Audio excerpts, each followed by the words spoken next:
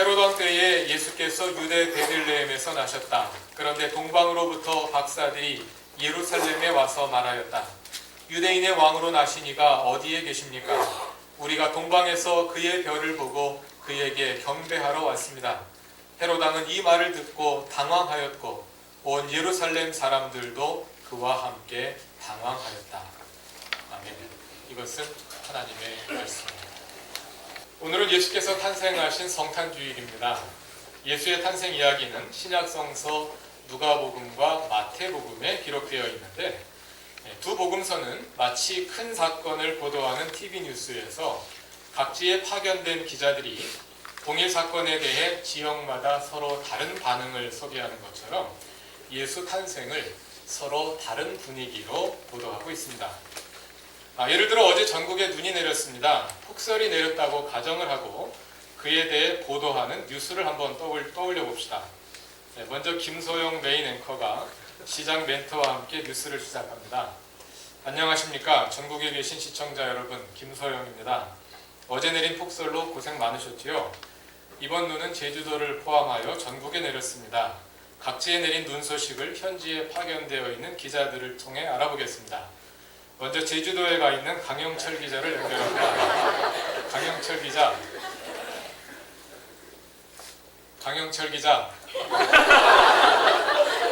기상 상태가 안 좋아 연결이 지금 불러보겠습니다. 다시 한번 불러보겠습니다. 강영철 기자. 네, 제주입니다. 네, 그러면 잠시 후 화면이 바뀌면서 저는 제주도에 와 있는 강영철 기자입니다. 한라산에 하얀 눈이 쌓이면서 수많은 관광객들이 화이트 크리스마스를 맞이하는 행복한 탄성을 지르고 있습니다. 이런 식으로 뉴스가 진행되죠. 이렇게 제주도에 대한 보도를 마치고 나면 다시 김소영 앵커가 이렇게 화이트 크리스마스를 맞아 즐거워하는 사람들이 있는 반면에 산간 지역에서는 폭설로 길이 막히고 농촌 지역에서는 지붕에 쌓인 눈 때문에 비닐하우스가 무너져 피해를 호소하는 가구들이 많다고 합니다. 강원도 원주에 가 있는 아무개 기자를 연결해 보겠습니다. 이런 식으로 뉴스를 접하다 보면 동일한 사건도 지역에 따라서 또 사람에 따라서 전혀 다른 방식으로 경험되고 또 같은 사건이 사람에 따라 다른 의미를 가지고 다가오게 되는 것을 볼 수 있습니다. 마찬가지입니다.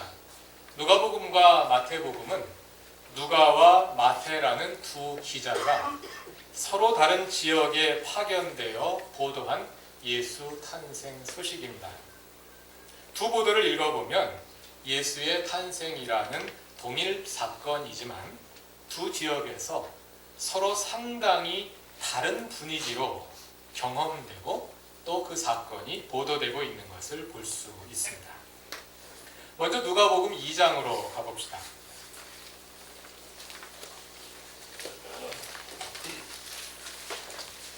누가 기자는 예수 탄생 소식을 알리기 위해 베들레헴 지역에 파견되었습니다.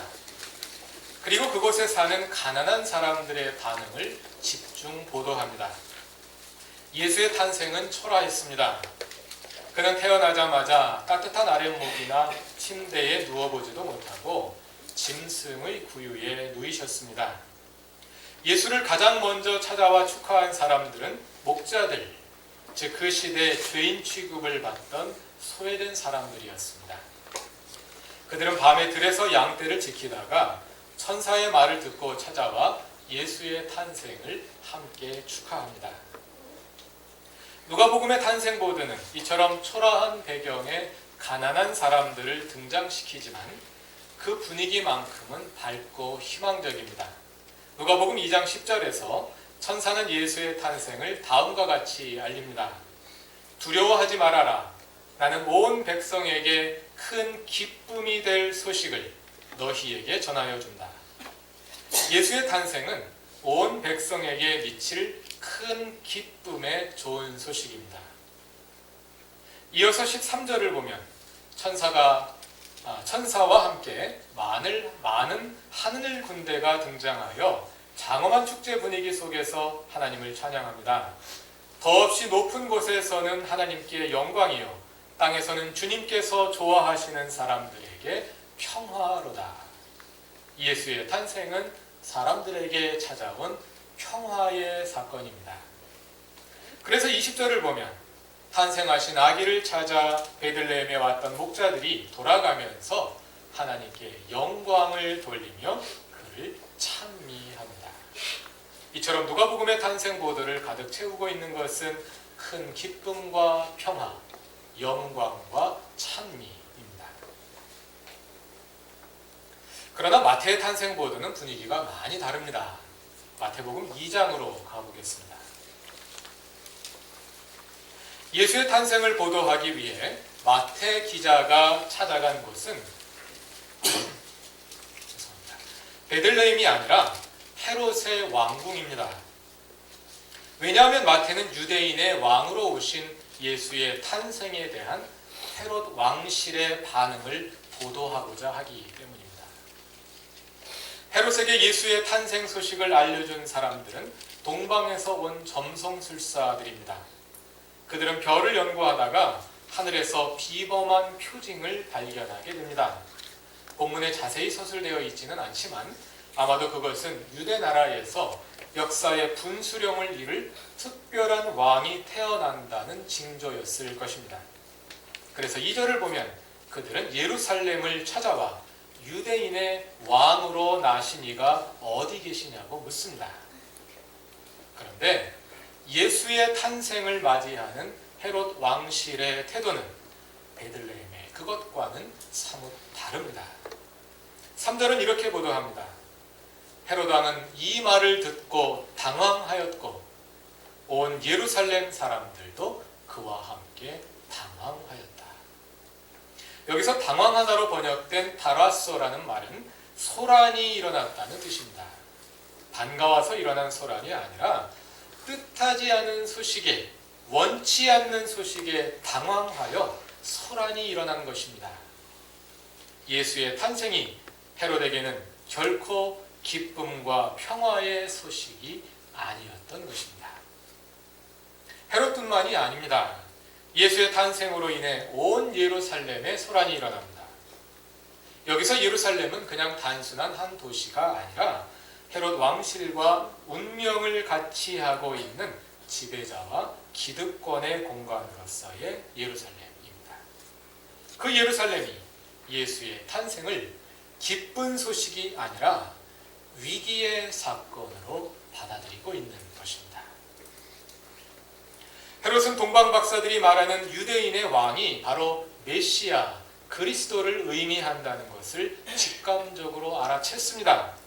그래서 4절을 보면 그는 백성의 대제사장들과 율법교사들을 불러 모아놓고서 그리스도가 어디서 태어나실지를 묻습니다. 헤롯은 온 백성이 고대해 오던 그리스도가 탄생하신 것을 알게 되었습니다. 그러나 그는 그 탄생을 기뻐하지 않습니다. 오히려 헤롯은 아기로 태어나신 메시아를 제거하려 합니다. 그래서 7절을 보면 그는 동방 박사들을 가만히 불러서 별이 나타난 때를 캐어 묻고 그들을 베들레헴으로 보내며 말합니다. 가서 그 아기를 샅샅이 찾아보고 찾거든 나에게 알려주시오. 나도 가서 그에게 경배할 생각이요. 그러나 그것은 메시아를 찾아 제거하려는 음모였습니다. 이 음모를 알게 된 박사들이 다른 길로 피하여 자기 나라로 돌아간 후에 16절 이하를 보면 헤롯은 박사들에게 속은 것을 알고 메시아를 없앨 다른 방도를 찾게 됩니다. 그래서 그는 박사들에게 알아본 때를 기준으로 계산하여 베들레헴과 그 인근 지역에 사는 2살 이하의 아기들을 모조리 죽여버리게 합니다. 피가 튀는 대학살입니다. 마태복음의 예수 탄생 이야기는 이처럼 기쁨과 평화, 영광과 찬미가 아니라 좌절과 분노와 학살, 그리고 음모와 배신으로 가득 찬 핏빛 무대 위에서 전개되고 있는 것입니다. 예수의 탄생이 헤롯에게 기쁜 소식이 되지 못하는 이유는 무엇일까요? 왜냐하면 그에게 그리스도의 탄생은 곧 자신의 왕권과 기득권의 몰락을 의미하기 때문입니다. 예수의 오심은 하나님이 다스리시는 새 시대가 시작됨을 의미합니다. 그러나 동시에 예수의 오심은 하나님 아닌 다른 것이 통치하던 옛 시대의 몰락을 의미합니다. 이처럼 성탄은 시작이자 동시에 끝입니다. 누가복음과 마태복음은 각각 성탄이 가지는 시작과 끝으로서의 성격을 대조적으로 보여줍니다. 그리고 시작과 끝으로서의 성탄의 두 얼굴은 각각 베들레헴과 예루살렘이라는 두 공간으로 대변됩니다. 누가복음은 예수의 오심과 함께 시작되는 평화로운 새 시대에 대한 기대로 가득 차 있습니다. 그러한 기대를 대변하는 공간이 베들레헴입니다. 그리고 그 공간을 구성하는 것은 아기 예수가 누우신 한 구유와 들에서 양을 치던 목자들입니다. 가난한 그들에게 성탄은 기쁨이요 평화입니다. 그래서 그들은 영광과 찬미로 그 성탄을 맞이합니다. 반면에 마태복음의 헤롯과 예루살렘은 예수의 오심과 함께 몰락하는 옛 시대를 대변합니다. 그들에게 성탄은 희망이 아니라 절망이며 평화가 아니라 처절한 권력 투쟁입니다.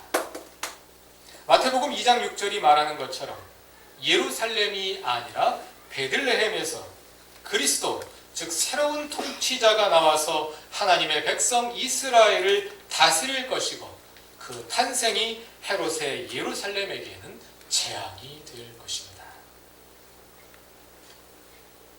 우리 안에도 예루살렘과 베들레헴, 예수를 제거하려 하는 헤롯과 예수의 탄생을 기뻐하는 목자들이 함께 있습니다. 우리 안에 헤롯과 예루살렘의 시대를 끝내고 목자들과 베들레헴의 새 시대를 열어야 합니다. 예수의 오심으로 말미암아 우리의 삶에는 옛 시대가 끝나고 새 시대가 시작됩니다. 로마서를 읽어보면 사도 바울이 자주 그 두 시대를 대조하여 말하는 것을 볼 수가 있습니다. 로마서 6장 19절을 다 같이 찾아서 읽어봅시다.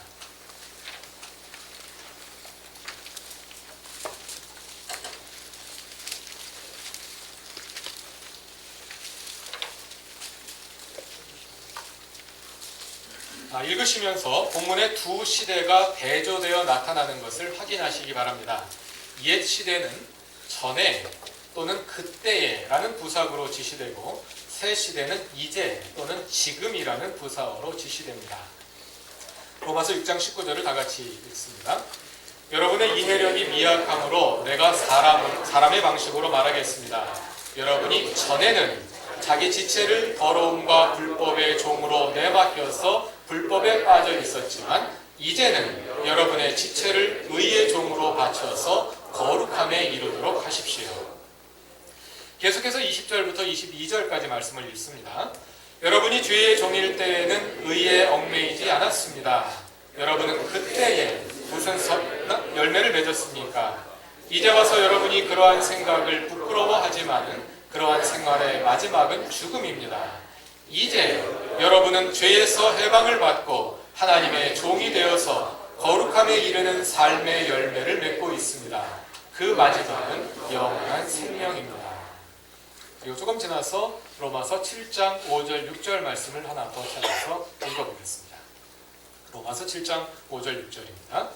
이전에 우리가 육신을 따라 살 때에는 율법으로 말미암아 일어나는 죄의 욕정이 우리 몸의 지체 안에서 작용해서 죽음에 이르는 열매를 맺었습니다. 그러나 지금은 우리를 올감했던 것에 대하여 죽어서 율법에서 풀려났습니다. 그래서 우리는 문자의 얽매인 낡은 정신으로 하나님을 섬기지 않고 성령이 주시는 새 정신으로 하나님을 섬깁니다. 성탄은 시작이자 동시에 끝입니다. 죄와 더러움과 욕심을 따르며 죽음에 이르는 열매를 맺던 우리의 옛 시대는 예수의 오심과 함께 끝이 나고 이제 참 자유를 누리며 하나님의 종으로 거룩함에 이르는 삶의 열매를 맺는 새 시대가 우리에게 시작됩니다. 예수의 오심과 함께 우리의 삶에서 절망의 종지부를 찍고 희망의 새 시대를 열 수 있기 바랍니다. 우리 주변에서 크고 작은 어떤 일이 일어나든 그로 인해 좌절하는 습관을 버리고 고난을 통해 더 아름다운 미래를 약속하시는 하나님을 바라보는 믿음의 새 시대를 여는 성탄이 되기 바랍니다. 땅만 바라보는 습관을 바꾸어 하늘을 바라보며 하늘의 백성답게 살아가는 새 출발이 예수의 오심과 함께 이루어지기 바랍니다. 부부간에, 부모와 자녀간에 불화와 다툼의 종지부를 찍고 화해와 평화의 시대를 여는 성탄이 되기 바랍니다.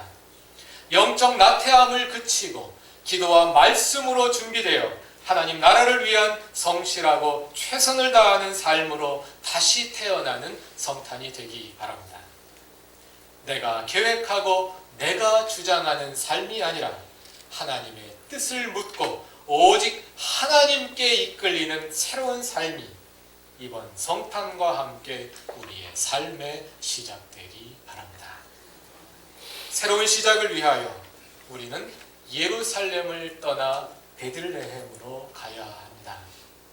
왕궁에 기대어 얻었던 평안과 안락에 의존하기를 그치고 베들레헴의 한 구역 위에서 새로이 시작되는 새 시대를 향해 우리의 삶을 열어야 합니다. 베들레헴으로 갑시다. 구유처럼 낮아져서 빈들의 목자들처럼 가난한 마음으로 천사가 전하는 성탄의 기쁨과 평화의 소식에 참여하며 하나님께 영광과 찬미를 드리는 구루터기 교회 모든 교우들이 되시기 바랍니다. 다 같이 기도드리겠습니다. 사람의 몸을 입고 이 땅에 오신 하나님 주 예수 그리스도여, 예수의 오심으로 인하여 우리의 삶의 새 시대를 시작하기 원합니다. 죄와 죽음의 시대에 종지부를 찍고 하나님이 주시는 자유를 누리는 거룩한 삶을 시작하게 하옵소서. 절망과 좌절과 다툼과 나태함을 그치고 희망과 믿음과 평화와 성실함의 새 시대를 열게 하옵소서. 오늘 오신 주 예수께 영광 돌리며 그 이름을 찬미합니다. 예수님의 이름으로 기도드립니다. 아멘.